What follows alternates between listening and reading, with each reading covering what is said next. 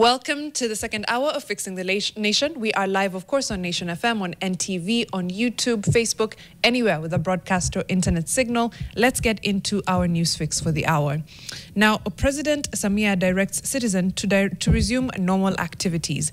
The Tanzanian government has announced that beginning today, all citizens across the country should resume their normal social and economic activities.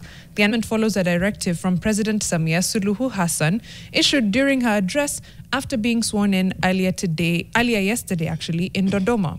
In a statement released by the Ministry of Information, Communication, Culture, Arts and Sports through the Department of Information, yani Maelezo, citizens have been advised to continue observing safety precautions and to follow guidance issued by security and defense agencies in their respective agencies. Okay. They've been advised to continue observing safety precautions and to follow guidance issued by security and defense agencies in their respective areas. I'll hold my comments on that. I'm just wondering how they would get information.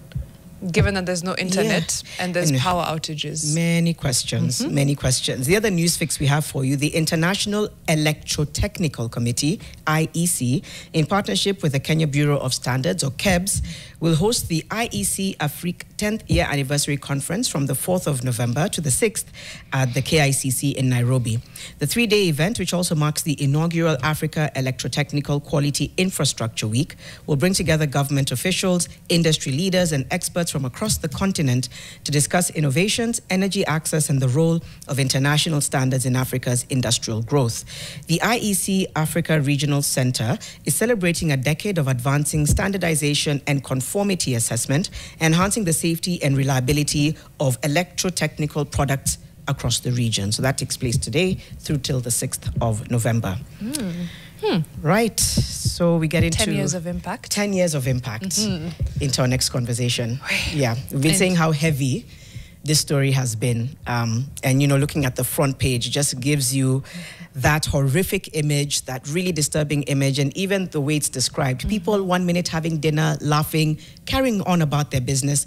The next minute, you're lucky to be alive. You know, your loved one is buried under rubble or under a rock, and that is the reality of what's happening in Elgeyo Marakwet as we continue to cover the landslide that continues to just take lives. So we have Gershan Mwakazi from World Vision to just talk a little bit more about disaster preparedness and response and how we can get ahead of this in future. So Gershan, thank you very much for being with us today. Thank you for having me this morning. Right. Great to have you. Before we get into the conversation, Janet will share a quote. We'll always start the day off with a quote. She'll give you a little quote. You say if it speaks to you, if it resonates with you, if you agree with the quote of the day. So the quote of today is by Chimamanda Ngozi Adichie. You know, she's very well known as an author, a speaker, and somebody who is a culture shaper, I think, in many ways. So she once said, "Real change isn't a miracle, it's maintenance." Real change isn't a miracle, it's maintenance. How do you understand that? That statement can be interpreted in different ways. If you pose that question and expect a response, for example, from a professor, he will have many ways of responding to. But I think in summary and in the simplest way to respond to is to say that really change requires good planning, premeditated actions, and consistency and persistency. So it's a line that is already mapped, not just amorphous or things happening by chance. I feel like he's even summarized what needs to happen in disaster preparedness. I really feel like you've hit the nail on the head. It requires planning, it requires foresight and that kind of thing. That's true. Yeah. Hey, you're right. He went straight into, I don't know if it was default, but straight into disaster management. Yeah. And that's what we want to discuss today. Of course, with a lens on what's happened in Elgeyo Marakwet. But I'll start with just our disaster preparedness as a country, Gershon. Paint a picture of it for me in all disaster management. Yeah, thank you very much. As a country, I think one thing that we need to appreciate as Kenyans is that we have a government in place and a functioning government. And that's a good starting point, that having a functioning government enables us to be able to put certain structures in place, legislations in place, and even putting in measures which conform to the international standards of disaster management. Now, in this country, we have a dedicated ministry, the special programs. We have a whole directorate in government that is in charge of disasters. And within the humanitarian architecture, we have a platform that brings together different stakeholders in the whole arrangement of disaster management, that brings together the donors. It brings together international non-governmental organizations, national non-governmental organization, the whole civic, the civic players in the industry, but also the government also sits in that platform in the Kenya Humanitarian Partnership team.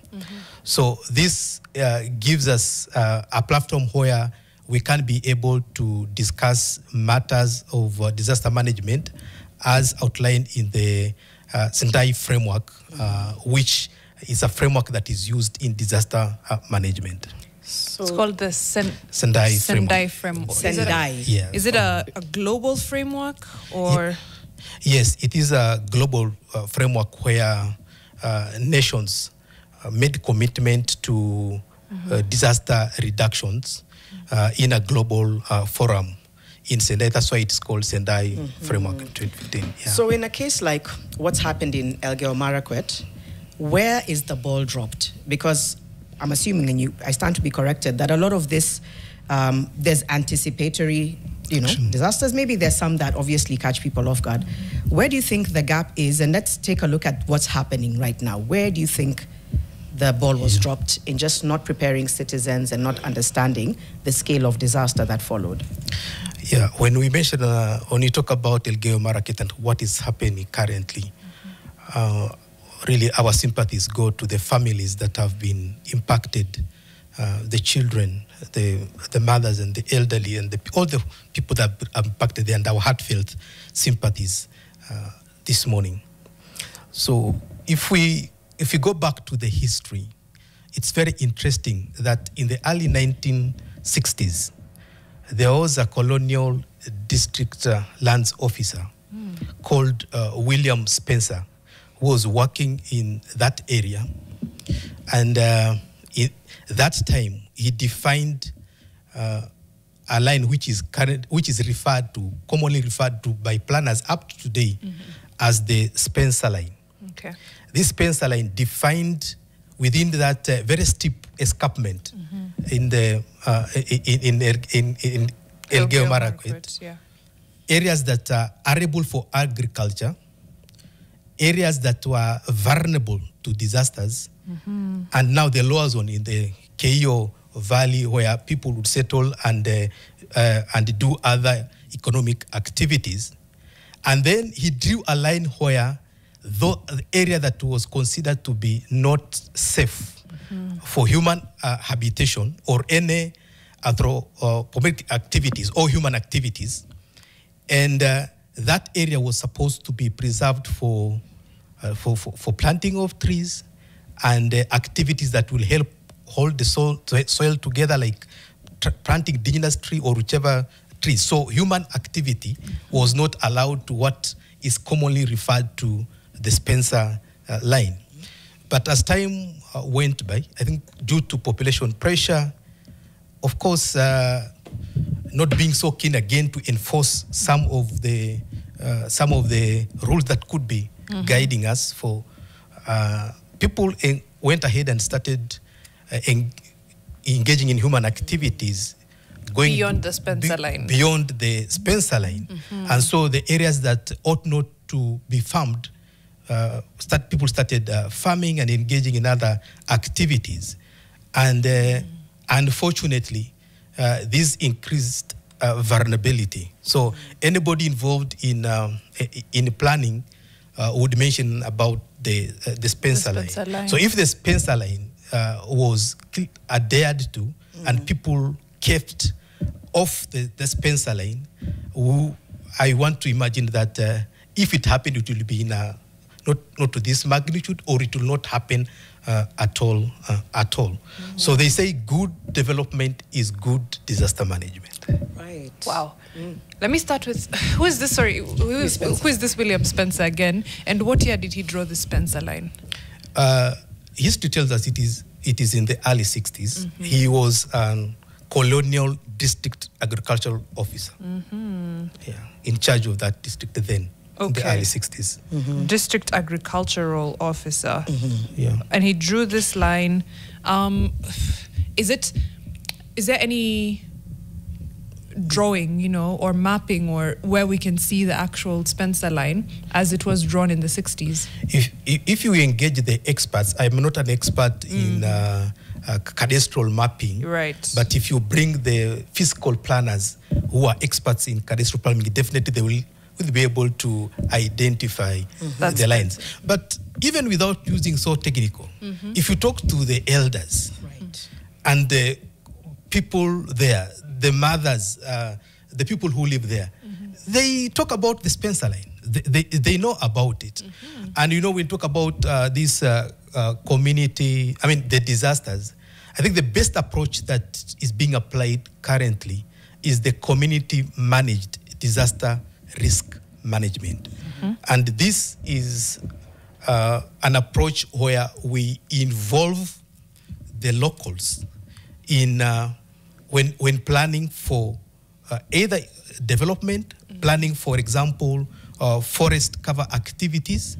So it is an integrated approach where communities themselves take the lead in managing their affairs. So even in disaster management, local community who are real, they know the issues.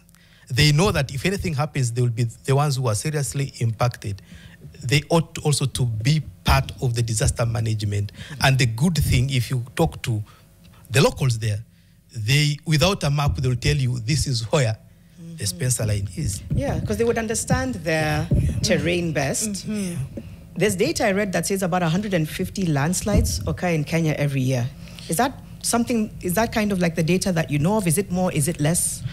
We may need to verify that information so that we quote it from reliable. I'm not very... Yeah, I think it's something that I saw from, I believe it was UNDP, so I think it is verifiable. But I think the thing I'm trying to come to is, if we know, if we know that we are prone to landslides, the Spencer line is one, and that was in Elgeyo Marakwet. Yes. But this is obviously something that happens in different regions and has been happening for decades. Yes. Again, going back to dropping the ball, where is it? Because if communities are involved, they know it best. Right. So is it a lapse in leadership? Is it a lapse in resources?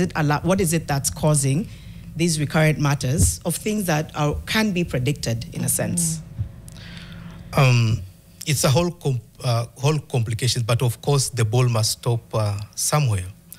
But I would say that we may not be there, but over the years we have seen some good improvements. I can give you an example. In September, the Meteorological Department released the weather forecast for October, November, December, which we commonly refer to as the short rains season. And they have also been releasing weekly forecast and monthly forecast. So in those forecasts, if you read them, they indicated that there is likely to, these are the places that we are likely to receive heavy rains, and this is the likely impact. People who are on areas that are prone to flooding ought to take precaution or move. People who live in areas that are vulnerable to landslides ought to move. But the question is, if, for example, we received that early warning today that there's likely to be flooding in city center Nairobi, and people should move, where would nation media move? Within 5 days, for example. This is what Mariam was asking. It's like, you tell us to move. What provisions have you made for safety? So what should that safety net look like? A country is just supposed to have shelters in place, evacuation centers in place. Ideally, what does it look like if people have early warnings in a system that works? What does it then look like? What is there that cushions residents to know I can actually go there? Yeah. So we ought to have a working early warning systems and triggers that people are aware of, where when we reach certain thresholds, this is a danger zone and action needs to be taken. Right. So installing an integrated early warning system, it brings, it's the whole of, for example, it's a whole of government approach, it's a whole of society approach, because it brings different stakeholders and different experts on deck. So all hands on deck. So we can say already having a mechanism within the country where you can quickly mount a response. It was part of the early warning system. Like I want to commend in this case now, the response from the government. It happened, and we had different departments in a very coordinated way moving. That happened because there was also early planning. We normally have what we call the shelves plan. If this happens, then this is what we will do. But as a developing country, I would say there are still many other things that we need to put in place. Like we have mentioned, for example, evacuation centers. Where do we have these evacuation centers? Who is managing those evacuation centers? What type of experts do we need to have within those? It is something that also involves resources, putting resources in place. And number two, we have different of disasters. For example, we are just discussing today the flooding and landslide. But when we talk about our vulnerability to disasters, they could be devised in nature, and there is no government in the world that we can say has fully planned and managed disasters. Disasters happen. That's why even in first world, like the twin towers happened. It happened in a developed country, but still it was impactful. Only that the response time was very fast, but it happened. So so that we get it clear that there is no where in the world where you can say that you have well planned for disasters, they cannot happen. What we do, we plan to take early action, but also to mitigate the impacts of this disaster if they happen, because some of them, they are acts of God, which we have no full control over. They will just have, earthquake happens. The magnitude, you may not be able to tell, but they happen. But there are others that, of course, it is a matter of poor planning, which leads to suffering of people. So that's now, the question here is, like using Elgeyo Marakwet as a case study, I use that term very, very loosely because these are people's lives, but I'm struggling to find some other way. What are the ways we could have mitigated the loss of life in Elgeyo Marakwet with these specific landslides, given that we know we're heading into short rains? They are short, but they could be intense, and you're right, Kenya Met already had put out their reports and their forecasts, and we knew it was going to rain heavily.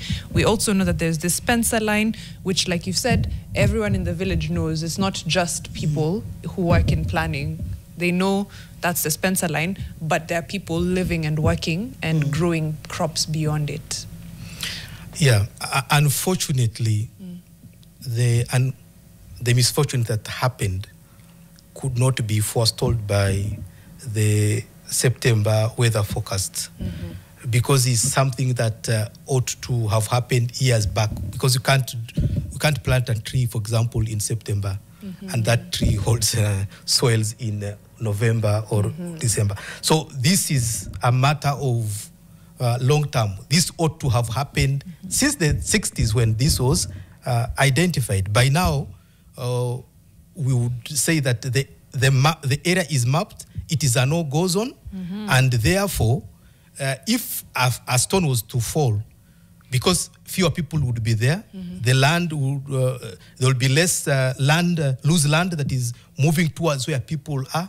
So definitely, if it was to happen, the impact would have been much less. So I would say good agricultural practices or a good forest management in that scenario would have helped us. The forest cover, if we had good forest cover, if we have good agronomic practices that we are practicing there, which good agronomic practices we do not allow us to farm in unsafe areas. So that was a long-term planning, and unfortunately sometimes, like the late Professor Magari said, that nature is very unforgiving. You mess with nature, it's just a matter of time. Before it messes with you. Before it messes with you. We're about to take a break, but nature is becoming even more unforgiving. So what do we need to keep in mind as climate change and all these other factors continue to, I don't know whether they derail disaster preparedness or whether we need to have a heightened awareness, because we are seeing what's happening in different parts of the world and we're seeing what's happening with the landslide. But given that we're seeing increased moments of nature just taking its course was, what do we need to begin to keep in mind? Does climate funding perhaps play a role in trying to mitigate and plan? We'll come back and have that conversation. We're with Gershon Mwakazi, who is with World Vision, just talking about disaster preparedness and focusing a little bit on the landslides in Elgeyo Marakwet, where so far about 30 people have died, 14 of whom are learners from what happened yesterday. We'll come back after this break. It's coming up to 7:30.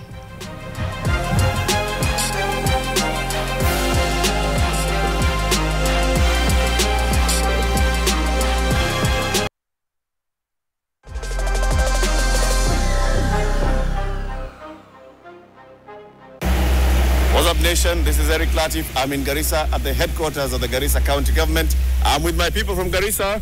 My name is Mohamed Ghalaj. Allah is the Speaker of Northeastern Youth Bunge. My name is Noor Abdullahi, aka Nasio from Garissa. My name is Farah Mahmoud, aka Governor Monyewe, Youth Leader Garissa. And I am also Abdullahi Abdi, Chairman himself of Karibu Garissa, the home of Hirola. Alafu, Mr. Eric Latif, welcome to Garissa. The home of Hirolas. The home of? Hirolas. What does Hirolas mean? Hirola is a species. Hirola is a species that lives in the Ashakani Conservancy in Ijara constituency, Ashakbini, yeah. Okay, So I will be going like, to...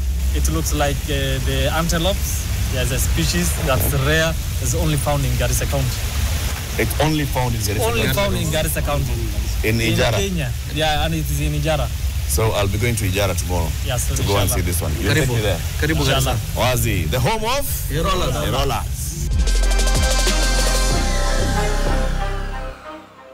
Thank you, Eric, for sending us that Was Up Nation video. He was mountain climbing, then he took a small detour to go to Garissa, the home of Hirolas, before aendelee sasa summit Mount Kenya. But that was a wonderful Was Up Nation video. Eric Latif there with young leaders from Garissa County, of course, at the county government HQs. Tumeangalia, you said the Hirola has what? How many eyes? It's like when we looked at it just now, it looks like it has 4 eyes. Okay. I don't know if it's actual 4 eyes, but from the picture, it looks like it has 4 eyes. In the next hour, we'll confirm. Whether it's actually a 4-eyed antelope, but at least what we know for sure is it's only found in Ijara constituency, Garissa County. Send us your Was Up Nation video to 0112 500 400, 0112 500 400. Put your phone in landscape. Vile Eric amefanya vizuri hivyo, utuamko wapi, ametuambia ko Garissa. What he's doing to fix the nation, he's exploring. Anaenda kuona Ijara. Anaenda kuona Hirola.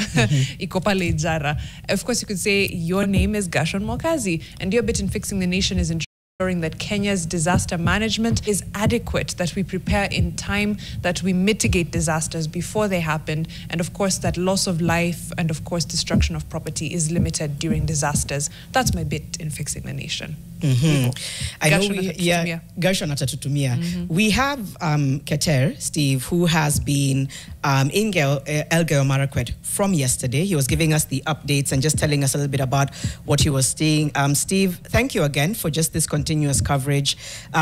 We've seen this harrowing, heartbreaking story that the scale of destruction, the loss of lives.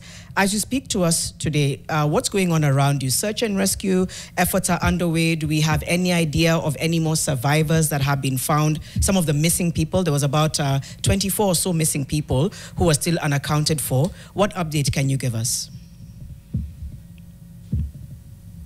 Mariam. As at yesterday evening, the death toll had risen to about 32 people, because by the time we left Chesongoch at around 5 in the evening, we saw 4 bodies that had been retrieved yesterday. So as at now, the chances of getting survivors are still very minimal because time is running out, and it's a very vast area. By the time the rescue team, comprising of the locals, Red Cross, and security agencies, may get to where maybe some of the people, or getting to places where they could try to find if someone had been carried by the water, it's becoming difficult to find someone who is still alive. Wow. That's incredibly sad. And I'm looking at something that I was seeing earlier and I forgot to mention it, which is that unfortunately a lot of the dead and missing persons are children. Is that statistically correct to the best of your knowledge, Steve? Yes, it is, because when we spoke to the PS for Education, Professor Bitok, who was there yesterday, he said that as at now they have confirmed that 15 learners have perished. Now, comparing it with the total number of 34, you see it's almost half. And he said that they are fearing that they could be more, because they're among the people who are still unaccounted for, most of them are children. And I think because the landslide ambushed the people in the middle of the night, deep in the night, I think children and women and old women were a bit more vulnerable because they could not run away. Because from the survivor statement, it was almost everyone for himself. You try to run, and if possible, you get to a higher ground or climb a tree. So those who could not be able to do that, their chances of survival was very, very limited. That's it's heartbreaking to hear that it's a lot of children. Steve, because we're really in the thick of everything that's happening in Elgeyo Marakwet, what is the likelihood that these landslides will continue? What are residents fearing the most?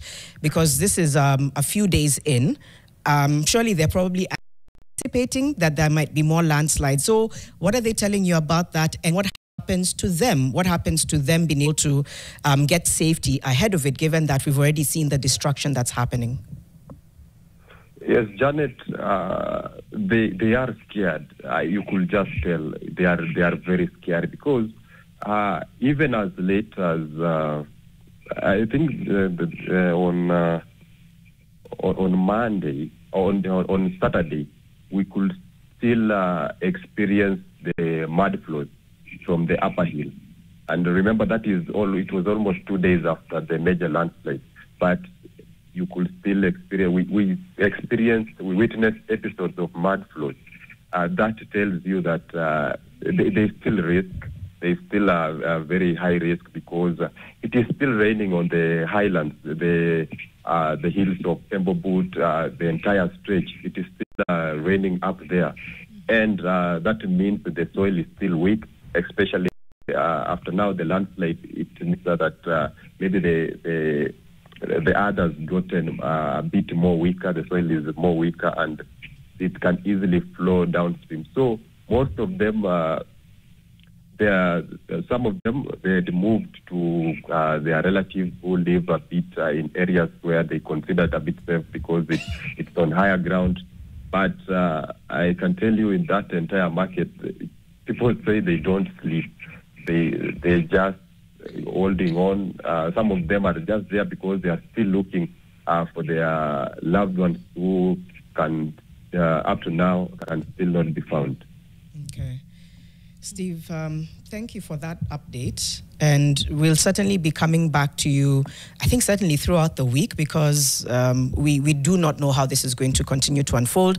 And as Steve Keter has told us, the soils are still loose. They're still anticipating that there could be more landslides. A lot of people are trying to move to their relatives who are moving away from that area which is affected. Hopefully that will save more lives, and hopefully now people are a lot more aware of what kind of help that the residents need. Steve Keter again joining us, giving us an update. We'll continue to come back to him as this unfolds. But yeah, we're back in conversation with Gershan. That's right.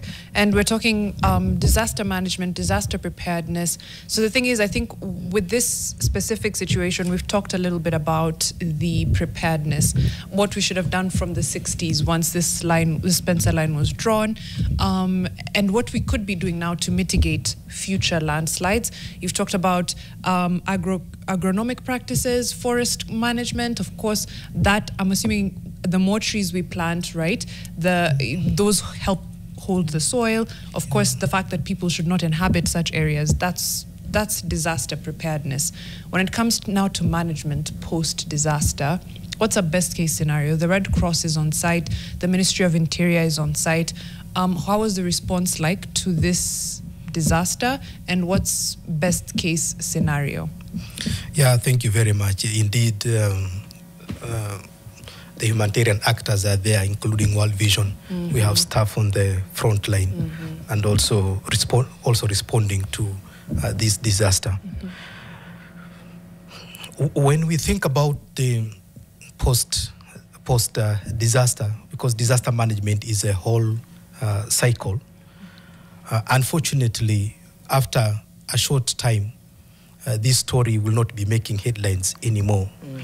But the question we need to ask is, what impact has this disaster made to a child who saw the mother, the father, or the giver being swept away by the floods? What impact is this leaving to the mother who could not hold her baby, and she saw the baby disappeared in the midst of the night? What impact is there for the family members who will live with permanent injuries or permanent, we don't know, maybe some of them could be permanently disabled in a way, and the whole community referring to that incident. So I want first to come into, as we talk about maybe physical recovery, but there is also emotional and psychological bit of disasters that is not much talked about, which it doesn't really need to come as a post. It needs to be happening now, even as the desks have been set up for reconciling families, mm-hmm. traumatized families, even those who are lucky to be uplifted to hospitals, to referral and safer places. It is urgent that we offer psychosocial support to the families and the survivors. The other way is part of the response and also recovery is, how do we handle the bodies of those who have deceased? Because those bodies ought to be handled in a dignified manner. That is part of the recovery, because if somebody sees their loved ones handled in a dignified manner, and they'll get an opportunity for them to maybe to give them a decent burial, that is part of the recovery. Mm-hmm. So that is the immediate. But also, how will we make follow-up to ensure that those who have been impacted with physical injuries are supported to be able to fully recover? But as they recover physically, their bodies, let's also know that there are some whose livelihoods have been destroyed, and there's no way they are going to recoup anything from what they were doing.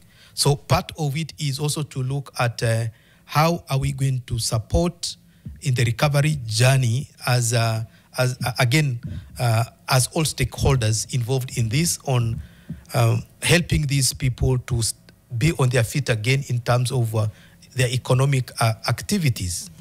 It is good that the government is taking lead. We want to believe that there will be good plans for some people to be resettled elsewhere in a safer place. But I want also to plead to us as Kenyans, not just in Elgeyo Marakwet, but elsewhere. Sometimes there are good plans, good early warnings, but sometimes we are so attached to our ancestral land to the extent that when people mention that we need to move to safer places, that becomes a very difficult conversation to have, because we start referring to our ancestors who are buried here.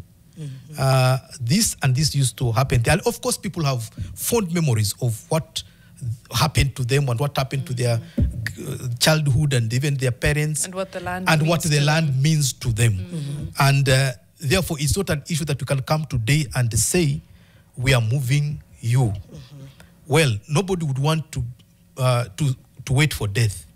But that conversation needs to be done having also these sociologists need to be involved to prepare these people that it is necessary, it is important that we take these steps to avoid further incidents, further harm, do further harm. But as we do so, we should not do harm. But again, what happens to where people who become adamant that they don't want to move even where it is emitted that there's danger pending? And that's when then we have government machinery which has the ability to enforce forceful movement in good faith of for the sake of their safety. For the sake of their safety, because they are acting on their own behalf and on behalf of others, because we have children who have not reached the age of making independent decisions, but other caregivers and parents are making decisions. We're not moving, not knowing that when things happen, most likely the adults climbed trees, but what about those who were not able to climb trees? Right. Yeah, I feel like you've given, in a sense, some pretty good indications of what can be done. First of all, thank you for speaking to the psychosocial effects. I think that's important. Sometimes that gets lost in these kinds of disasters. So thank you for validating that. So are those conversations then being had? Because if we can predict that, for example, the Spencer line is something that is a dangerous no-go zone, it's very likely that some people will say, even after this disaster, and we've seen it, that they don't want to leave, for example. So then what is being done to speak to residents who are in high-risk areas across the country to begin to tell them, even before disaster strikes, this is the reality of where you live. These are the dangers of where you live. Therefore, we're advising what is the proactive nature of conversations, as far as you're aware, that's happening to prevent this with people? We have, as World Vision, we have an experience. For example, in Tana River, last year, there were devastating floods, not just in Tana River, but also in different parts of the country. But World Vision, I know World Vision and other humanitarian actors and the government, we were involved in moving for early warning. We used media to communicate through even local media to communicate to people. We used community barazas to communicate to people. And some people were able to move before the flooding came. And you save a lot when you take early action. That is why currently in disaster management we are putting a lot of emphasis on anticipatory action. Anticipatory action, so that we take early warning, and early warning comes and then we take early action. Because if you look at it now, for example, the responding, the mounting the response, the amount of money used is many times the amount that you would have used in the prevention. Right. So most of these things fall within, yes, the national government, but also the devolved government, the county governments. So the county governments, as they do their physical planning, because some of these things is actually out of poor planning, Today it is a landslide. Tomorrow it's an urban. We had a problem here in Nairobi not long ago, less than Flooding. 2 years. Yeah. The whole city, almost half of the city was flooded. Yeah. The reason, issues to do with urban planning. So we need to make sure that there is good physical planning in all the counties in the country. And if you may revisit what we discussed earlier, that we need to have safe places. Yeah. It is not possible to construct, for example, independent safe places. But what in disaster management, what we do, and what is also happening in this country, the disaster managers map facilities. These facilities could be public facilities like schools. It could be places of worship. It could be churches. It could be mosques, referring to here in Kenya. Like, for example, right now, the nearly 2,000 people who have been rescued and have found a safe place in a Catholic mission, for example, currently in the response. So we may not have exactly constructed facilities for rescue center, but using the existing ones. Right. But what we need to do is, for example, to preposition response items for within the counties, and counties also should preposition and prepare personnel, because when disasters come, they require different expertise. We need to have rescuers. We need to have people who can do tracing, human tracing. We need the medics who are trained on emergency response. We need the ambulance, and not just an ambulance. We need a trained, even ambulance drivers who can maneuver those very difficult terrain in search of... an equipped ambulance. And then it's not a vehicle that is marked as an ambulance with a siren. Yeah. It should be properly equipped ambulance with all necessary paraphernalia inside, which can help save a life. Right. We need to have responders who are trained and ready to be redeployed. They may not necessarily be waiting for disasters, but within the personnel that we have, the county personnel, government personnel, non-government personnel, even the media personnel, whom we can quickly redeploy to respond to disasters temporarily. And then once the disasters, we have managed it, we resume our normal duties. So integrating disaster management within into everyday life. Into our everyday life. Including in schools. In schools. Including in yes. schools. Talking to students about it. Best case, one of the best case scenarios, I guess I would call. I've seen there are bomb shelters, but they're shelters for any eventuality, any catastrophe, any weather that may be extremely adverse and not foreseen in Helsinki, and it was a parking structure. It's a parking garage on a day-to-day basis. But in the eventuality of even huge disasters or hurricane, whatever adverse weather comes, they can be used as shelters. But on a day-to-day basis, there's people selling food. It's people paying for parking, and the monies that are gotten from renting to the businesses are then used to maintain the structure. Is it convertible, or how does it work? No, it's underground. It's underground. It's underground. Okay. Okay. And then it's two for one, two birds, one stone, right? Yeah. Let me give an example of